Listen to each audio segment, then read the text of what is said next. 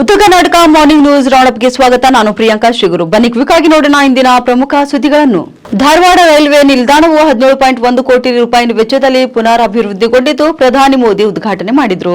ನಿಲ್ದಾಣವು ಆಧುನಿಕ ಸೌಲಭ್ಯಗಳೊಂದಿಗೆ ಧಾರವಾಡದ ಸಾಂಸ್ಕೃತಿಕ ಪರಂಪರೆಯನ್ನು ಕೂಡ ಸಂಯೋಜಿಸಿದೆ.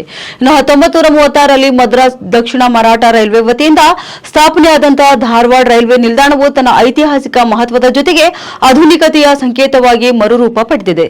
ಈ ನಿಲ್ದಾಣವು ಈಗ 2ನೇ ಪ್ರವೇಶ ದ್ವಾರ, 12 ಮೀಟರ್ ಅಗಲದ ಪಾದಚಾರಿ ಮೇಲ್ಸೇತುವೆ, 3 ಪ್ರಯಾಣಿಕರ ಲಿಫ್ಟ್ಗಳು, 7 ಎಸ್ಕಲೇಟರ್ಗಳು, ಉನ್ನತೀಕರಿಸಿದ ಪ್ಲಾಟ್ಫಾರ್ಮ್ಗಳು, ಕೆಫೆಟೇರಿಯಾ, ಪ್ರವಾಸಿ ಮಾಹಿತಿ ಫಲಕ ಮತ್ತು ವಿಶಾಲವಾದಂತಹ ಪಾರ್ಕಿಂಗ್ ವ್ಯವಸ್ಥೆಯಂತಹ ಸೌಲಭ್ಯಗಳನ್ನು ಕೂಡ ಒಳಗೊಂಡಿದೆ.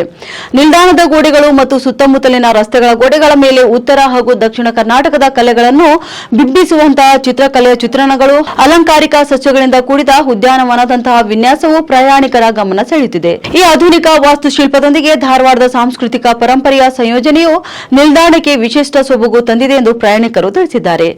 ಇನ್ನು ಉತ್ತರ ಕರ್ನಾಟಕದಲ್ಲಿ ಈ ರೀತಿಯ ವಿನೂತನ ವಿನ್ಯಾಸವನ್ನು ಹೊಂದಿರುವ ಪ್ರಮುಖ ರೈಲ್ವೆ ನಿಲ್ದಾಣವಾಗಿ ಧಾರವಾಡ ರೈಲ್ವೆ ನಿಲ್ದಾಣವು ಗುರುತಿಸಿಕೊಂಡಿದೆ. ಈ ಪುನರಾಭಿವೃದ್ಧಿಯು ಧಾರವಾಡದ ಸಾರ್ವಜನಿಕರ ಬಹುದಿನದ ಬೇಡಿಕೆಯನ್ನು ಈಡೇರಿಸಿದ್ದು ನಗರದ ಸಾಂಸ್ಕೃತಿಕ ಮತ್ತು ಶೈಕ್ಷಣಿಕ ಕೀರ್ತಿಗೆ ಹೊಸ ಆಯಾಮವನ್ನು ತಂದಿದೆ.